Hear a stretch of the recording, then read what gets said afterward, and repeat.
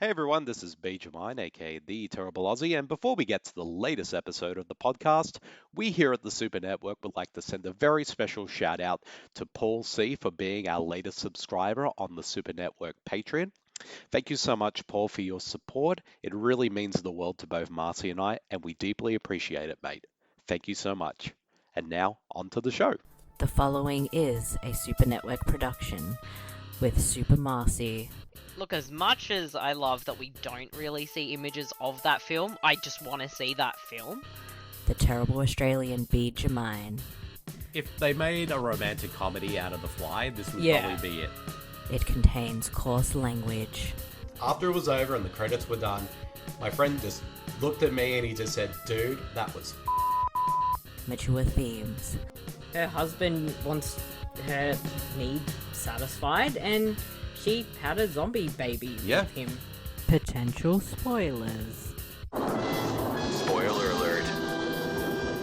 Listener discretion is advised. Please find us at supermarcey.com and subscribe to us via Patreon at patreon.com/thesupernetwork. Enjoy.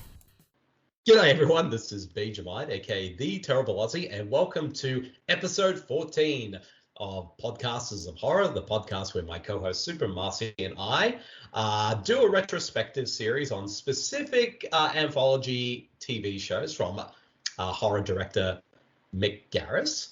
And of course with me as always is my lovely co-host, the one, the only Super Marcey. Hello Marcey, how are you? Hello. I'm doing well. How are you, Bede? Oh, not too bad. Thanks, Marcey. Just looking forward to today's episode because this one is starting a new chapter in Podcasters of Horror because Masters of Horror is now behind us because we covered both seasons of the show. However, though, we, for the next couple of episodes, are going to be covering, I guess you could say, is the quote-unquote unofficial third season of Masters of Horror, which, of course, is the one season only anthology horror series that Mick Garris also created, which, of course, was Fear Itself. And so we'll definitely have a lot of discussions to talk about in terms of, like, this show, like, why did it only go for one season? Why is it most people consider it, like, the unofficial third season of Masters of Horror? So we definitely have a lot to discuss before we get into talking about the two first episodes of this show. But we are not alone, Marcey.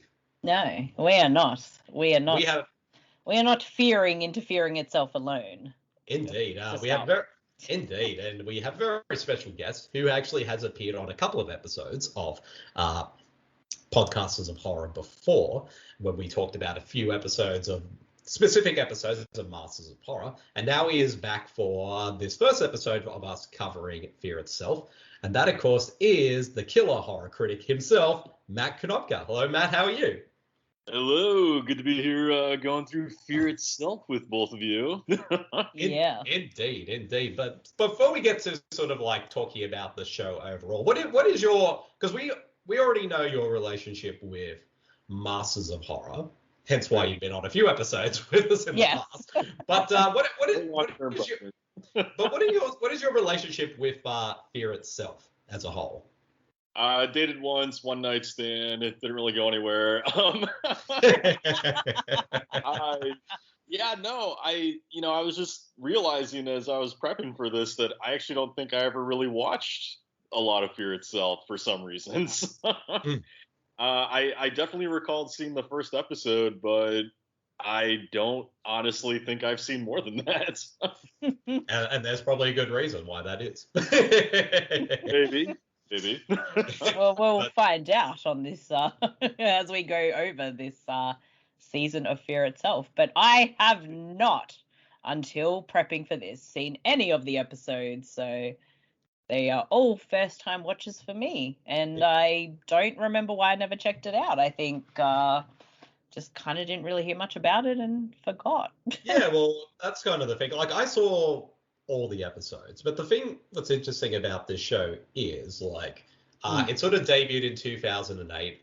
Only the first 8 episodes of the series actually went to air, but then the Olympics was on, so the show went into hiatus while the Olympics was on. But during that time, pretty much NBC, which showed this TV series, pretty much just quietly cancelled the show after that, and the remaining 5 episodes didn't get screened until the show was eventually released on DVD. Although some places in the world actually did show the final 5 episodes, but yeah, it was kind of one of those shows that kind of it had a pretty decent amount of ratings when it came out, but it kind of just basically kind of went by the wayside after that.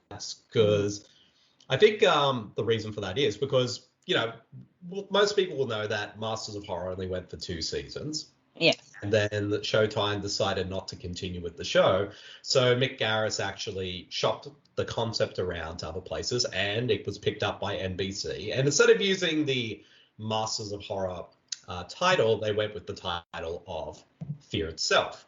So that way the show basically is its own thing. But at the same time, though, it kind of still uses the same kind of concept as Masters of Horror, where they kind of feel like self-contained stories that have definitely have a sort of cinematic feel to them, and also directed by well-known names in the horror genre. That's kind of the sort of the main thrust of it. But what's interesting, though, is now if you kind of notice watching the first episode, you'll see it's created by Mick Garris, but it doesn't have him listed as an executive producer. Mm-hmm. And there's a reason for why that is. So I've heard different rumors about what happened with Fear Itself over the years. But luckily, I was looking online. Mm-hmm. I found an interview that Mick Garris did last year for The Daily Dead, where one of the interviewer asked him about what happened with both shows. And this is what he pretty much said. So it might be a bit of a long read, what I'm about to say, but I think it pretty much clarifies everything and gives, context to our listeners, why did the show only went for 1 season and why it's sort of kind of forgotten about. So I want your most theatrical reading of this possible. Yes. Indeed. But here's what he said, and I'll just try to condense it. Do your best Mick Garris. Mick Garris. What does Mick Garris sound like again? I'm very scared to do it because who knows? He could be listening to us right now and he might get offended by my impression. Like that motherfucker. Exactly. But here's what he said. He said, the company that owned Anchor Bay, they financed the show, Masters of Horror, and had it licensed to Showtime. They had paid 10% of the production costs to do it, and the rest was international sales and DV and all that. So the company that owned Anchor Bay in its 2nd season was bought by a company called Starz. After the 2nd season, they decided they wanted to make more money immediately instead of letting the show grow and find its audience and following. As you probably know, these things take time and you sell it around the world and wait for it to grow. So they sold it to Lionsgate. Showtime wanted to do a 3rd season, but Lionsgate asked double for the license fee, and this virtually ended everything. They went, why? We want to pay twice as much, and they passed on the offer. Lionsgate started looking around for other places and a couple of places, and we got very close to an agreement, but in the end it went to NBC, one of the 3 or 4 most important commercial networks in the States. A lot of advertising interruptions, many rules to follow, not the ideal context to be able to do a kind of hard-hitting thing we wanted to do with the artistic freedom we had previously, all controlled by the directors. I wasn't interested, but I sat down with all the filmmakers, and many wanted to try. Let's give it a try. It worked with the Twilight Zone and the Outer Limits. Why not? So I found the title, which is Fear Itself. Clearly, we didn't want to call it Masters of Horror, being a different network. We went and developed 13 excellent scripts. Then we had the Great Writers' Strike, and I left in solidarity, being a part of a union.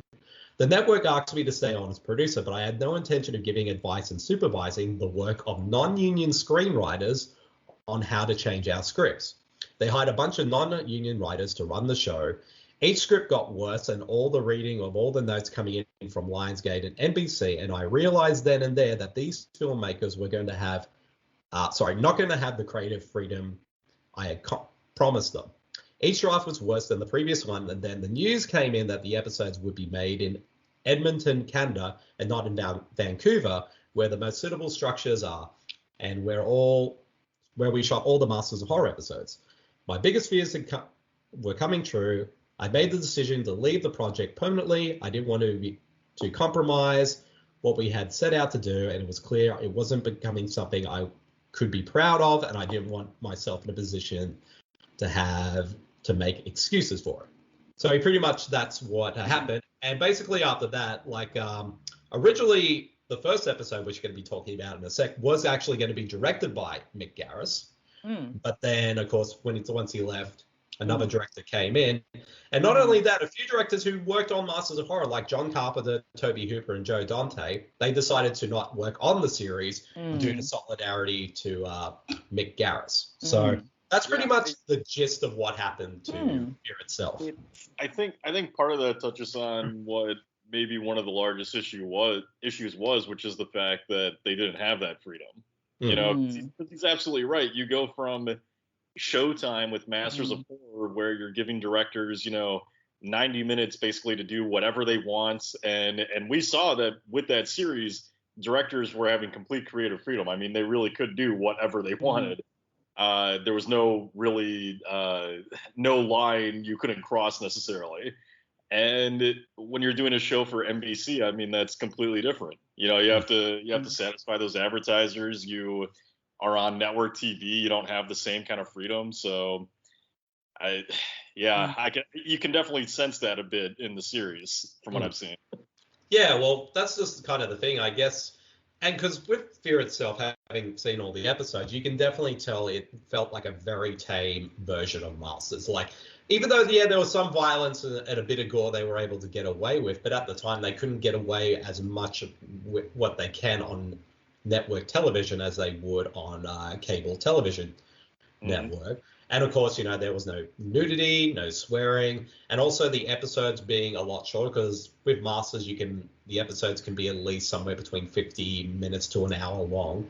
But they kind of shortened it down to about probably somewhere between 40 to 45 minutes, which made some of the episodes feel very rushed in comparison. So, so it doesn't surprise me at all, because I've heard about all this stuff that Mick Garris heard over the years, so it was good to kind of hear his side on what actually happened and explain why the series kind of turned out the way it did. But that being said, though, I think having seen all the episodes, there are some good little gems there. I think over the next couple of episodes, we'll definitely have a lot to discuss. And so I guess we'll get right to it and talk about the two very first episodes of Fear Itself.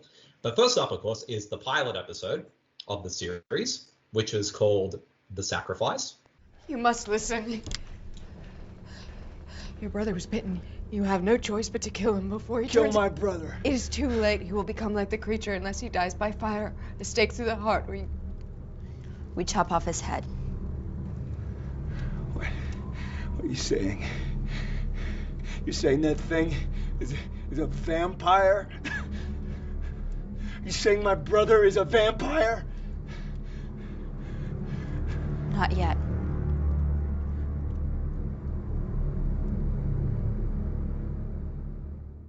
Which was directed by Breck Eisner, who, after this film, would go on to direct the remake of The Crazies and as well as direct The Last Witch Hunter. The episode was written by Mick Garris, which is based on a short story called The Lost Herd by Del Howinson. I probably butchered his name, so forgive me. And the episode stars Jeffrey Pierce, Jesse Plemons, and Rachel Miner, and a few others. And the plot summary for this episode is: 4 criminals take refuge inside an isolated snow-covered fort and encounter 3 sisters with a hidden secret who are harboring a monster. Now, Marcey, this is, again, you've never seen any episodes of Fear Itself. Tell us your thoughts on the pilot episode, The Sacrifice.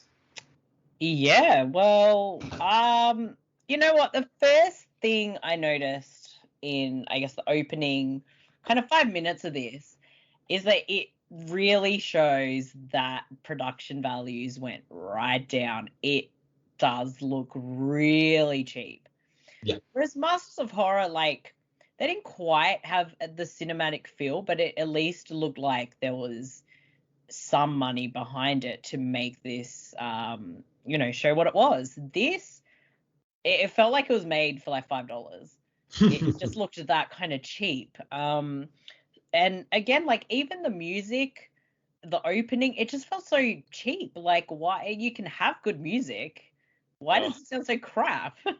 I do think it's funny that the opening credits for the series just feel so 2000s. Yeah. You know, you've got like that like hard rock, punk, whatever kind of theme to it. And the theme music. Masters of Horror. Yeah, and like the theme music was done by the lead singer of the band System of a Down. Or at least it was a song of his that was taken from his solo album they used as the opening theme. Yeah, that makes more sense to me. Yeah, but I guess diving in, I was like, don't know what to expect. I noticed like this was like 42, 3 minutes or so. So I was like, okay, it's a bit shorter. There's definite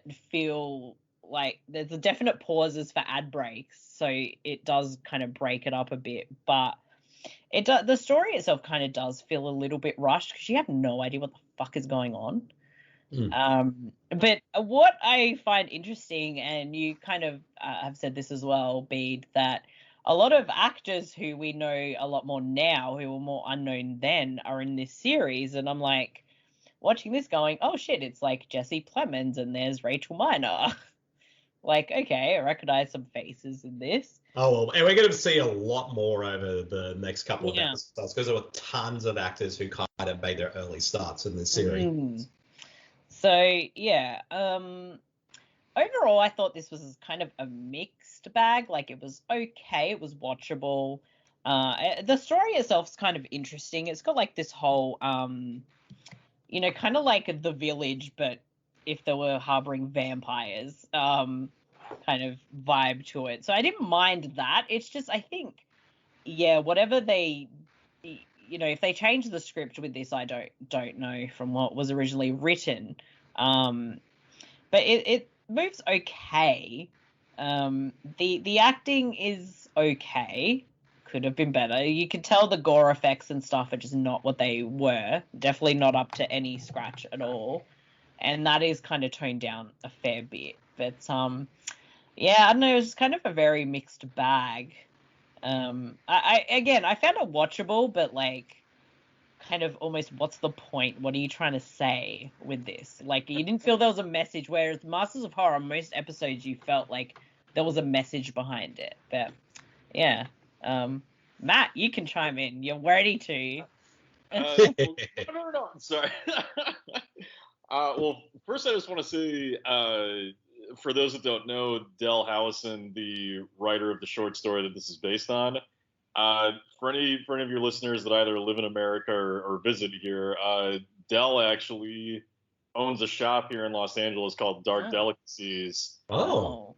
Which is completely dedicated to horror. So he basically has like books, movies, and a lot of it's all signed stuff, horror memorabilia, posters, just a big supporter of the genre, and he has signings and stuff like that go on there almost every other day or so throughout the month. So Del's a really cool guy. I've met him before. He's an older gentleman who's just super into the genre, and he writes himself, obviously. But just fun out there for anyone who ever visits Los Angeles, go seek out Dark Delicacies. Well, I don't care about COVID right now. I want to visit this shop. Fuck everything. Which is like a year-round Halloween shop. So yeah, I need this in my life. I want to go there now. Yeah, it's a pretty great corner of LA. But anyway, I will say I disagree slightly in the production value. I mean, it's obviously not up to the standards of Masters of Horror. I thought that the village setup was kind of cool, though. You know, it looked cheap, but it worked effectively as it could. Yeah, I mean, I'm not saying it looks like a ton of money was put into it, but it's a neat effect. Like I felt that they made it feel authentic enough. You know, just this little village that they have. And I like when they're first approaching it and the gates all covered in, antlers and a giant cross. Like, that's super unsettling. But in terms of the story, I mean, it's interesting because it's really basic on the surface. I don't think that there's anything that is in there that's really, rewriting the vampire lore or anything like that. Like, the story itself to me is fine. There's nothing that really stands out about it. Thematically, though, I think it's a little bit interesting because it sort of kind of plays like a modern play on Dracula and his brides. because when you look at this, you know, our main characters in this village are the vampire and then the three women all dressed in white who are basically, you know, serving up his meals for him.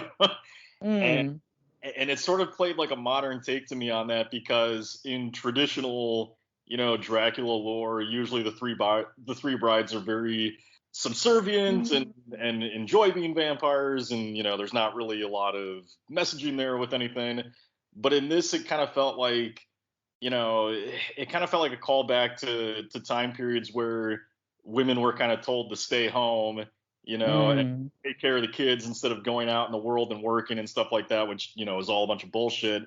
And in this, I felt like that kind of comes through, because here's these three women that are trapped in this village. They've never left it, you know, they've never seen the real world, and they've basically been forced to kind of spend their entire life serving this fucking, you know, dude vampire, and you can tell that all of them just want to get out of this life, but they can't, you know. So I thought those themes were kind of there. I don't know that any are so strong that they're very effective. But I got a little bit of that from it. So. Well, you know, now that you say that, I'm like, I kind of pick up on that. Maybe I just wasn't engaged enough to pick up on that. Yeah, it's kind of there, like, and then you have the fact that, you know, the people that are invading this village of theirs are these four men who are all pretty, you know, I mean, you got like the first guy who gets picked off is, you know, super horny and all that kind of stuff. Like they're very typical, you know, maybe somewhat sexist men, and so it just kind of struck me as like, you know, here come these men that are basically fucking up their whole world all of a sudden, you know, now two of the girls die, and you know, and they've been managing to keep this going their whole lives, and then these dudes show up and just messes everything up. So, and then you just, I don't know, you get a sense of like freedom from, I forget the name of the last girl, but the one who makes it, you just kind of get this sense of like she wins in the end, you know, like she's finally out, I guess. But yeah, again, I don't know that any of it's there enough to have the impact it's meant to, because I do kind of feel it was probably watered down quite a bit. So I can imagine it would have been. Bede, are you ready to chime in, young man? Well, that's the thing. Having seen this episode like a second time now, like, I think it has an interesting setup, which is like this sort of like these group of criminals who sort of, their car breaks down, and deliberately so, because basically this little off community that's so isolated alone, they basically like, you know, basically cause car crashes to happen, and so whoever comes by there, they basically kidnap and feed to this vampire. Why does this sound familiar? And it's like one of those things, like this is a place where like this little community that has been, everyone who has lived there for years and years have been doing throughout. So this is like a sort of a chain of these three sisters, and also their father, who's basically has kind of willingly allowed himself to be fed on by this vampire until better substance comes along. And also like the fact that this, I'm not sure how many years they've been doing this, probably 100 odd years or something like that. So this little community is basically almost wiped out, except for these four people who, you know, of course, over the story, sort of one by one, they get killed off. Like, there's a lot of interesting ideas to it, but when you kind of sort of think about the sort of the plot of this story, a lot of it, there's a lot of logic gaps. Like, basically, they kill these people to make sure the vampire stays in, like, in that fort, and so, you know, so they can protect the outside world. And I'm thinking to myself two things, like, number one, where is the vampire during the day? And number two, why doesn't the vampire just leave? It's not like that he's being held there against his will. And we've seen him a few times on top of on roofs, on the fort wall. Like, why doesn't he just piss off and leave? Why doesn't he just piss off and leave? There's a whole world out there for him to suck dry. Exactly. And it's not like they're that far away from anything. All they have to do is like wait, the road's near where they are. They just wait for a car to stop by and get into a car and leave. You know what? That's a good point. And now this movie just makes no fucking sense. See, they could have made... See, basically, this community of people who were holding this vampire in this area to keep, like, they were basically doing it for nothing. I mean, the vampire might have been... I mean, do they kill people every day? Does this vampire eat once a week, once a month? How far out are they? You know, like how many cars are they getting per day? Exactly. And also, when the car kind of like with the criminals gets sort of breaks up, because the girls set up a trap for the car to break down, and it also have to be making sure they got a fire going on, because like their fort is so far away that you need at least some kind of smoke or something to show people like, oh, there's a house way over there. And so they can go all the way there. But then I'm like thinking, it's like, if all three of those girls are there, who's the person with the shotgun just before the main credits of this episode? Because the 4 girls? No, there's 3. But the thing is, though, we never see any of the other girls with shotguns. They only use like axes or other kind of period weapons. So who is the person with the shotgun? I don't know. I think you've thought of the logic of this too deeply. I have thought of this logic. That's the thing, though. Like, I can definitely see, like, thematically what you both are saying, like, what this episode is going for, but I don't think it's as deep as any of that. Because it's like, this is just a stupid little community that's basically holding off this vampire who probably in his spare time is thinking to himself, like, these idiots, they think I'm always around here. I'm just going to go piss off and eat a deer. Right, he's like a whole state over for the rest of the week. Yeah, exactly. Like, and I mean, if this vampire kills every single day, they would have been wiped out 100 years ago. Well, no, you do really have to ask, like, okay, if they're... Well, I guess they're not trapped there because of the vampire, right? Because they're feeding him to keep him there? I don't know why! Where is the vampire during this time? Like, during the day? I'm assuming he's, like, somewhere. Why not just kill him when he's asleep? Well, apparently they can't. See, this is what happens. Like, you got, like, they come over from another place in the world. A super vampire. They come over, so they just basically, because their logic is, like, because they've never been out, like, these 3 girls and, the people who else live there, they've never been outside these walls. They don't know about technology. I mean, I'm assuming they must be aware of certain things, because when they bring up, like, Jesse Plemons, like, brings up TVs and radios and stuff like that. Like, they do at least know what those are. See, this is the thing. It's like, I'm just like thinking this episode really doesn't make any sense. I mean, it's an interesting idea, and it's cool to see Mick Garris going back to the vampire realm after, the season 2 Masters Horror episode, the V Word. But I don't think this episode quite makes sense, so it really is a knock against it. But that being said, though, I think the first half is very rushed, and it just feels like it's just like being as rushed as it can, and the dialogue and some of the performances stuff. But once shit actually hits the fan, I do think it does at least become a bit more fun after that. Once the vampire, because even though I'd seen this episode, I completely forgot there was a vampire in this episode. So I was like, oh, there's a vampire in this episode. I completely forgot.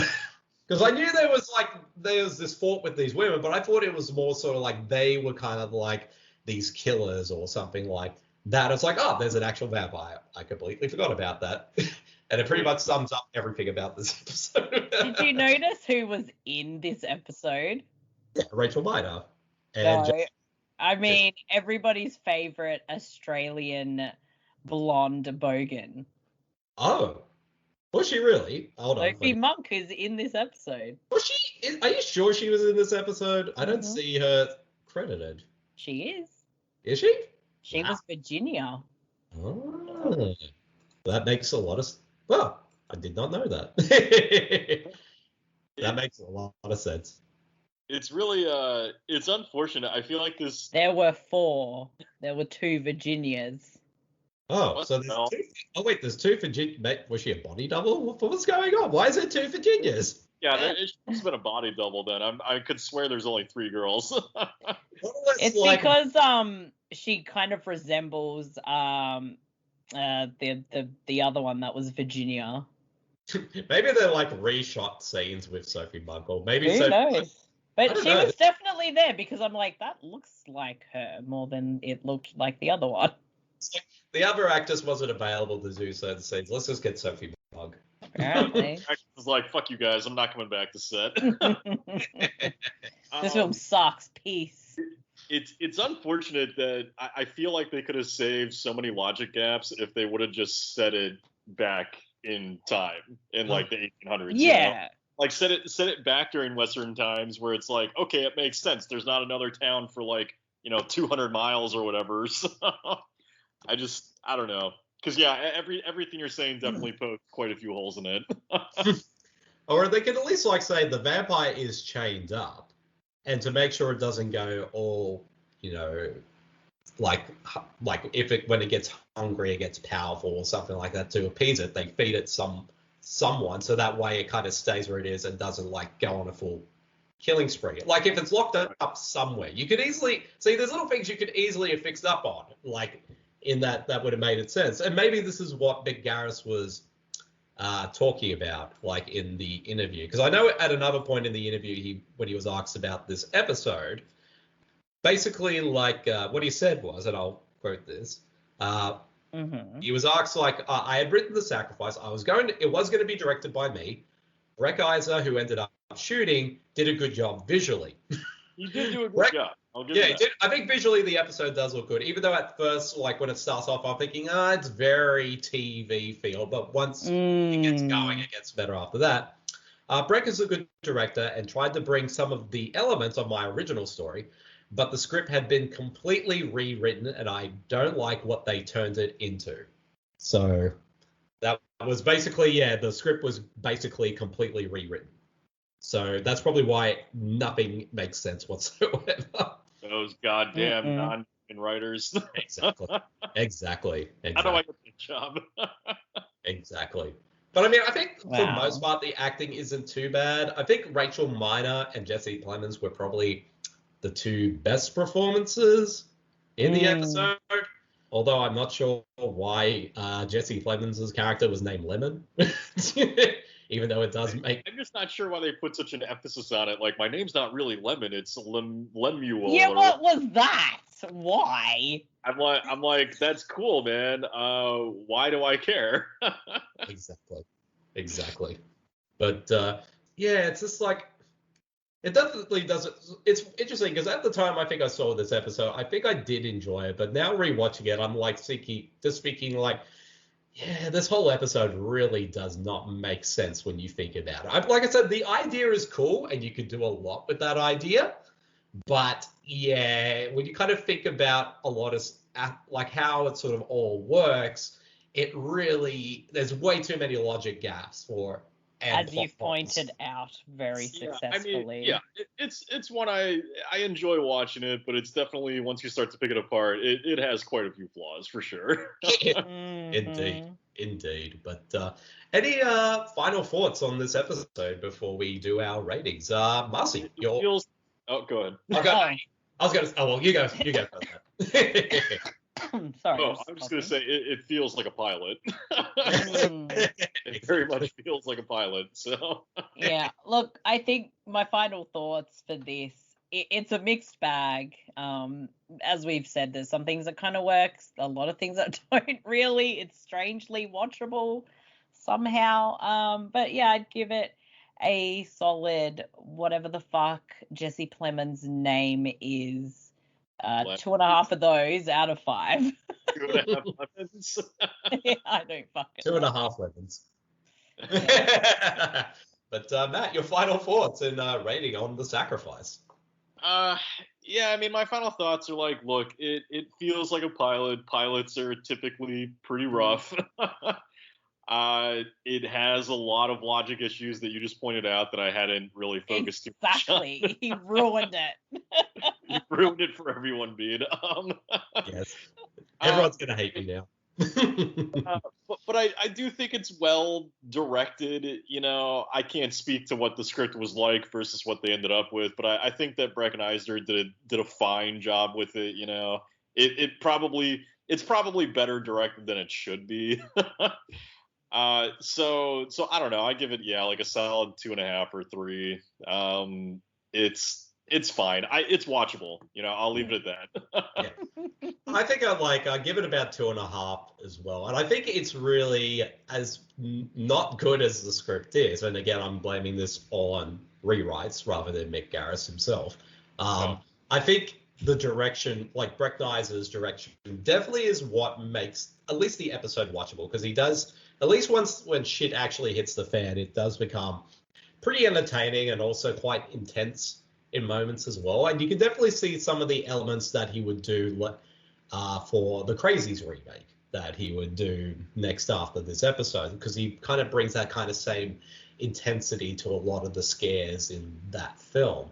And just with a bigger budget. And and some of the performances are kind of a mixed bag, but I think Rachel Miner being kind of, for me, kind of the strongest one. But it is kind of interesting seeing Jesse Plemons, early Jesse Plemons, 13 years before, as he would grow as an actor and become this big, well-known star. So and now that I know that Sophie Monk, who may or may not have been in this episode, is kind of blowing my mind right now. I need confirmation. I might have to tweet her and find out of this for sure. But we'll move right along to the second episode of Fear Itself, which of course is Spooked. This is dream.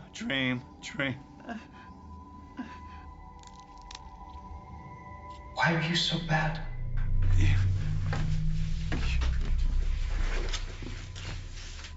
I didn't deserve this, Harry. I never hurt anybody who didn't deserve it. That girl you burned? It hurt me so bad. She was innocent. You burned me. Now all she knows is pain. Look at all the scars. That kid you kicked senseless. You kicked him 8 times and stuff. He was just a witness. Just what I don't want to. Why are you so bad? I'm not so bad. Why are you so bad? Which was directed by Brad Anderson, who of course directed Session 9, The Machinist, and of course the Season 2 episode of Masters of Horror, Sounds Like. And the episode was written by Matt Venn, who has quite an interesting writing career. He wrote, of course, the Season 2 episode of Masters of Horror, Pelts, which... Oh, yes, we loved Pelts. And also his film scripts that he's written include Mirrors 2, Fright Night 2, White Noise 2, The Light, and The Exorcism of Molly Hartley. So, although he did recently write an episode of Creepshow as well. So he's definitely got a lot of horror. So, and this episode, the plot for this one is: during a stakeout, a private investigator comes face to face with the demons of his past. And I forgot to say who this episode stars. It stars, of course, the one, the only Eric Roberts, along with Cynthia Watros, Larry Gillard Jr., and Jack Noseworthy as well. Yes. I didn't get super excited that Eric Roberts was in an episode, at all. Indeed. Indeed. But Marcey, again, since this is your first time watching the episode, what did you think of Spooked? I thought this was a much better episode, actually. This one was actually really kind of creepy and unsettling, and I really liked that. But I think that's kind of what Brad Anderson as a director is really good at. Things that are very unsettling and mysterious and uncomfortable. This is a bit of a mystery kind of story as you're following the PI played by Eric Roberts, and there's a lot of shit going down. There's a lot of creepy stuff happening. You don't know if you should be trusting Cynthia Watros as well. but I'm kind of bubbling. But this one actually went into some very interesting like plot directions that I actually was not expecting. So that's always a surprise for me. If I wasn't expecting it, it had one of those kind of messes with your head a bit ending and revelation. But overall, I actually quite enjoyed this one. It was, yeah, definitely a step up. But, you know, that could be perhaps maybe the script just worked, or maybe the actors and director just made this one work. Maybe it was just the fact that it had Eric Roberts being all Eric Robertsy. But that was kind of beautiful. Mwah, Eric Roberts. And it was kind of funny as I'm watching it. I've got Graham going, is that doctor guy? And I knew exactly what he meant because he was made to watch Stalked by My Doctor, and he recognized Eric Roberts. So there you go. Matt, enlighten us on Spooked. Indeed. Oh, I don't know how enlightening it's going to be, but yeah, no, I completely agree 100%. I thought this was a much better episode than Sacrifice. Really for just because of the excellence all around, actually. You know, I think, yeah, Anderson's an incredible director. I mean, if you've ever seen Session 9, that's one of the creepiest fucking movies of the last 15 years, you know? Yeah. Like that, I watched that recently, and that movie still gives me chills. I want to rewatch it so bad after watching this now. It's so good. But yeah, no, he's really effective at creating a good spooky atmosphere. The script works. You know, I haven't really been impressed with a lot of the writers' other work, but this is. I think that this is very effective. You know, the thematics are very strong. The performances are very strong. Like, you actually, you know, when you get to the latter half of this episode and you really start to feel Eric Roberts' character's emotions coming out in this, like, he really sells that performance. He does. You really feel his pain in this. Oh yeah. And anytime you see an actor legit, like, frothing at the mouth, legit spitting every time they cry, you know they are 110% committed to that performance. Yeah, and it just works so well, you know, because again, like, the thematics on this are just really strong. I mean, you have that moment early on in the episode where Eric Roberts says something like, sometimes you got to do a wrong to make things right, you know, after he's murdered somebody. And it's just, it's so kind of devastating when you find out later on that he got that from his dad after accidentally murdering his brother, you know, with the gun. And you just kind of realize that he's never had an issue with all the families that he has been destroying through his career, because in his mind it's acceptable to do, because doing something like that makes something else right, you know. He has a twisted logic of it, and so to see him confronted with that in the end, it's devastating. Like, it's a really well made episode. I really enjoyed it. And I kind of forgot to add, but this is very much like, if you need to own a gun or guns, be fucking responsible, because this is the shit that'll happen. And you know what? I'm totally down with that message. Yeah, no, it's a great message. I mean, I went through that a lot as a kid because my entire family except me owns guns. So wow, that was a heavy theme of our household. But yeah, and they do really interesting things with that too, because you have like the nightmare sort of where he imagines his dad pulling out all of his teeth and putting in bullets, which I thought was fucked. That was it's pretty fucked up, you know. And to me, that's just like the perfect imagery for guns, in a sense of just like it, you know, taking those bullets and making it terrifying. You know, I mean, because we, especially here in America, we get too used to the image of guns, and you know, they're just like part of everyday life practically. And so I appreciate something like this that's like, no, guns are fucking terrifying, and we need to acknowledge that. Yep. Oh, definitely. Rewatching this episode again for the show, like, I will say it kind of is minor Brad Anderson in terms of his filmography, but it's still a pretty solid episode. I think he sort of, again, this is another case where I think the script itself was pretty decent, but I think Anderson himself, along with Eric Roberts' performance kind of elevate the material. And being that this is kind of more psychological horror, this is definitely without a doubt in Brad Anderson's wheelhouse for sure, because he's a master of doing psychological horror. And also, it's interesting because in a way you could see this as a companion piece to Sounds Like, which also was centered around a character hearing stuff. So this is instead of this one, it's a private investigator who decides to hide out in this house, which happens to be haunted, and sort of spying on a house which may be that Cynthia Watros owns with her and her husband, and trying to find out if he's been cheating on her or not. But of course, then you find out as the story progresses, not everything is what it seems. But what I think is interesting about this episode is there's a lot of complexity with the characters. Like, these are characters that, like, as in another film, like character like Eric Roberts' character, like, who kind of uses sort of police brutality when he handles witnesses. And as we find out, like, a lot of the people he's like done that to have been innocent of things. But then the movie kind of shows Jack Noseworthy's character. We see him kind of do that. And we find out that Jack Noseworthy actually did kidnap a kid.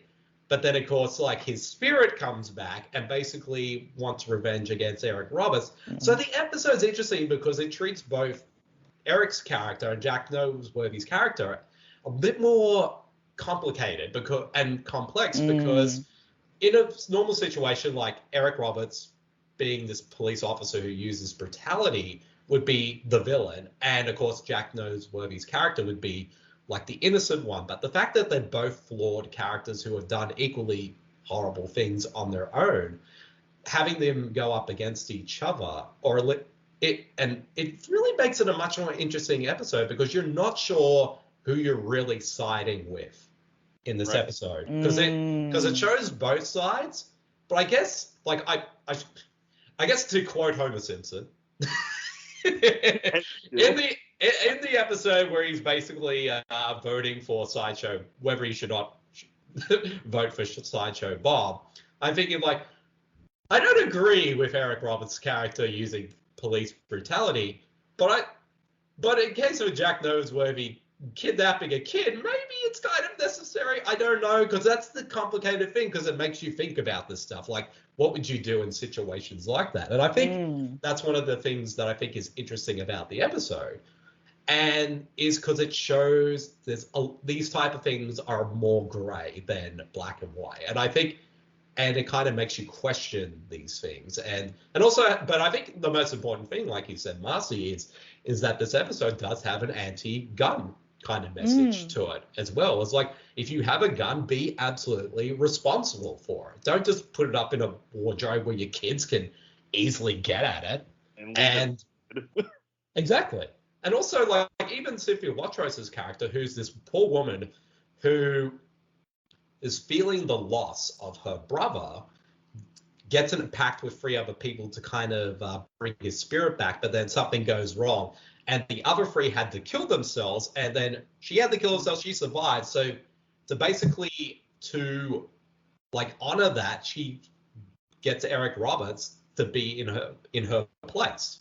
So, and at the same thing, you see at the same time, it's like, even though, yes, she's consumed with grief, but she's also, this woman in a way kind of is in denial of what her brother also did as well, because he's not entirely innocent either. I mean, he kidnapped a kid. Who knows what he had done or was going to do to that boy. So it's an interesting episode, and the more I think about it, the more I think there's a lot of interesting layers to this episode that makes it an interesting one to discuss. Yeah. Yes. No, I think you hit exactly why it's so effective. You know, it is complicated. You know, it does have layers. It is emotionally challenging, and it's why I like something like this compared to, you know, Sacrifice, which is very simplistic. You know, Sacrifice is very much kind of good versus evil, and those stories tend to bore me a little bit compared to something like this, because I like the challenge that you're talking about of, you know, how much on the side of Eric Roberts' character can you be? you know, because you're absolutely right. Like, it's tough. It's a difficult decision because do you agree with, like if you were in that position, would you do the same to someone who was going to hurt a child, or would you not? And it's, I think it's questions like that that make it more terrifying because, I think that us as viewers, it's harder to relate sometimes to characters that are either pure evil or pure good because they don't. That's not realistic. All of it is gray, and none of us are perfect, and hopefully none of us are pure evil. So except maybe you, Marcey. Maybe you're. Yes, I'm perfect and evil. I'm just terrible. What can I say? Right. I'm probably more terrible than Eric Roberts and Jack Noseworthy in this episode. But life is all great, and I think it's very challenging for viewers when we're put in that place of having to kind of figure out what would we do, and that's the terrifying part is when you don't know the answer to that. Like if you can look at what Eric Roberts is doing and you're like, I don't know what I would do, and that scares you, because you're like, I don't want to be the guy doing the police brutality, but I also don't want to be the coward that doesn't, maybe do the right thing. So I don't know. Yeah. Yeah, no, I tend to agree with just about everything that you guys have said. Like, this is a showcase of, like, the way people are with the shades of grey. Like, it's a case where you don't necessarily have a clear kind of protagonist or antagonist because you could consider that to be any one of them. And doesn't really apologize for how these people are either. And basically, like, confronting, like, how he confronts his own past and stuff is, like, really full on. Like, Eric Roberts went all in for this fucking role, and good on him for doing so. But yeah, like, the kind of way it wraps up with this ending, it's like that gun message ending. Like, this dude, he comments earlier on, like, why do you have the gun? I don't want anyone here to have a gun. And then he just goes against it and ends up shooting him. So, yeah, but I thought this was definitely a massive step up, from the Sacrifice. But I guess it remains to be seen if other episodes will be this good or, what the quality will be like. But, yeah, this one definitely I'd recommend people to actually watch for sure. It's pretty good. Oh, definitely. Like, I think it's at least, even though we're only 2 episodes into this discussion on Fear Itself, I think this one could work as a feature-length one. You could make this story a little bit longer if you wanted to. Maybe not 2 hours long, but maybe 90 minutes or something like that. So that way you can sort of furthermore develop the characters and also kind of give it more of that sort of like, even though there's a lot of sort of creepy moments in it and that Brad Anderson does a good job with, like, it's definitely a bit more faster paced than his usual kind of horror films, except for maybe The Call, because that's probably the most fast paced horror film he's ever done. But in terms of, like, if it had a bit more of a leisurable pace, it would definitely feel even more so like a Brad Anderson film. So this is what I could definitely see that would even just benefit just as much as a feature-length film. Yeah, I can see that if he was given time to kind of, engage more in the atmosphere of it, give us more of those nightmares, that kind of stuff. I could definitely see him drawing out the scares. Definitely. And Marcey, your final thoughts and rating for Spooked. So I think it's pretty solid, a very good follow-up episode. I have a feeling it'll probably be one of the better episodes of the show, but I guess we'll see what happens. But yeah, I give this movie 3 out of 5 crazy Cynthia Watros, hoping Eric Roberts gets shot out of 5. And Matt, what are your final thoughts and rating for Spooked? Yeah, I think it's a great episode. It's very effective. Like I said, I really felt the pain of all those characters in the end of this. I mean, the performances were incredible.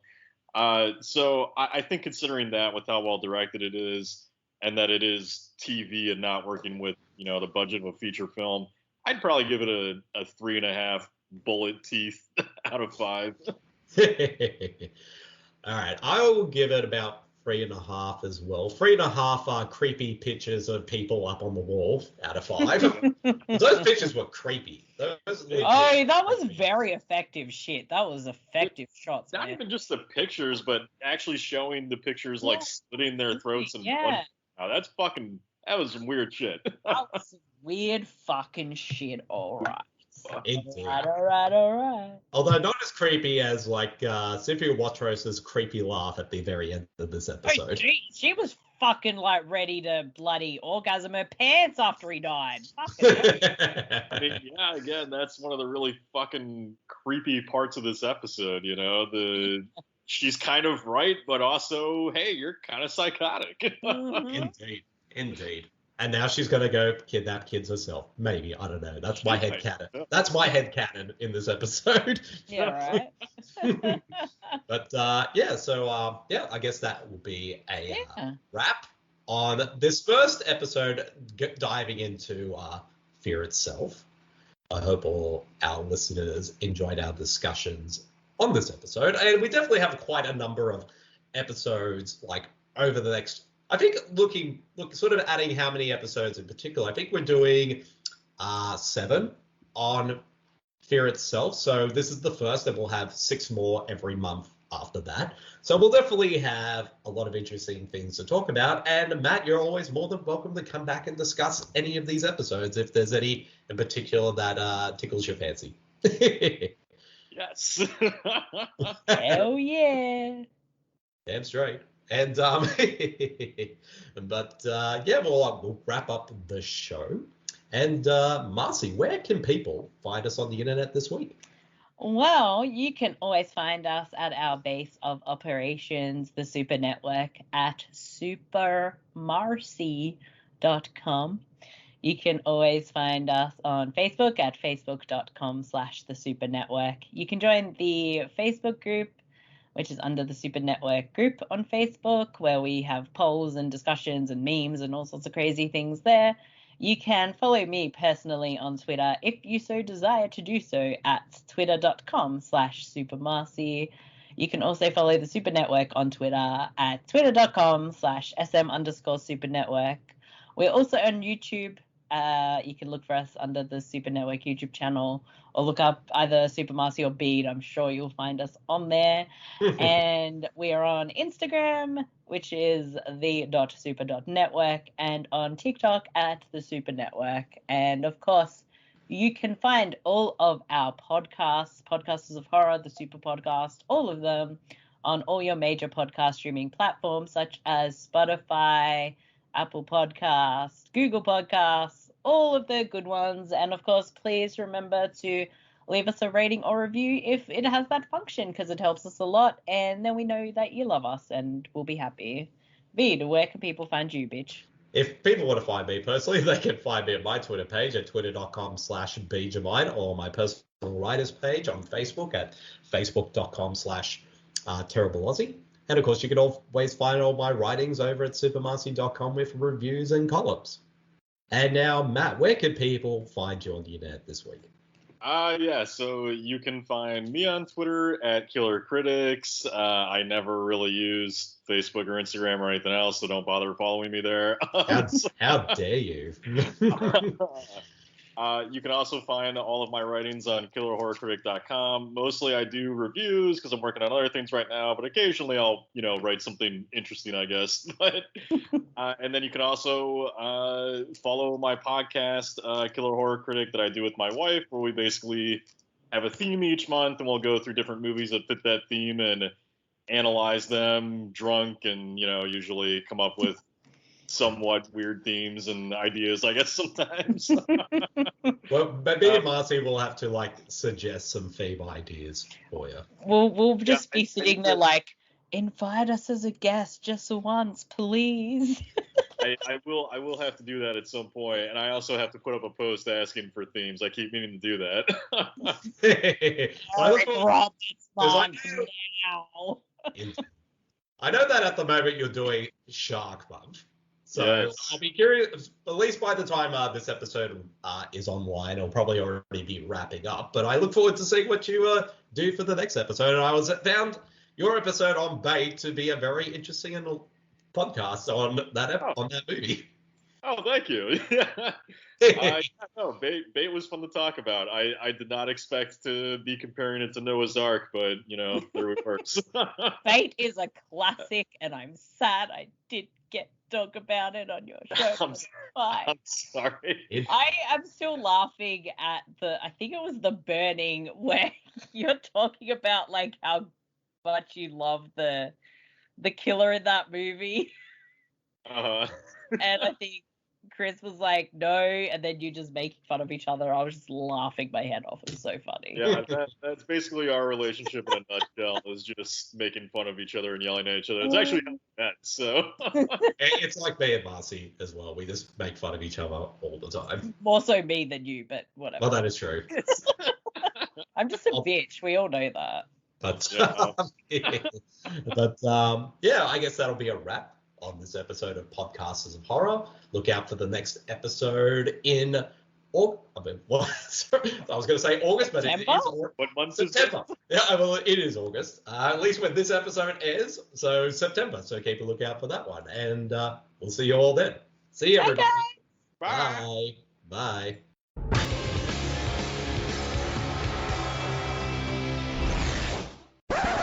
The Super Network is proudly sponsored by Surfshark VPN. Why would you have a VPN in this day and age? Well, a lot of people are quite concerned about tracking and their online privacy, and using a VPN ensures that you are safe and secure online. Surfshark VPN provides a lot of extra added layers of security, as well as ad blocker and a kill switch if your information is ever compromised. A great bonus feature with having Surfshark is something is not available on your streaming service in your country. You just pop on that Surfshark VPN and you can probably find so much more streaming in different countries. If you want to find something like Masters of Horror, it is available on Tubi, so just select the correct country and you'll be able to watch such a great and fantastic show. Surfshark VPN is one of the most reliable and cheapest of the VPNs out there, with up to 81% off offer when you subscribe for 24 months. Please use the link surfshark.deals/supernetwork to take advantage of this amazing deal. You can also find the link in these show notes. Thank you, Surfshark. Surfy shark do do do do do do. Surfy shark do do do do do do. And now back to the show.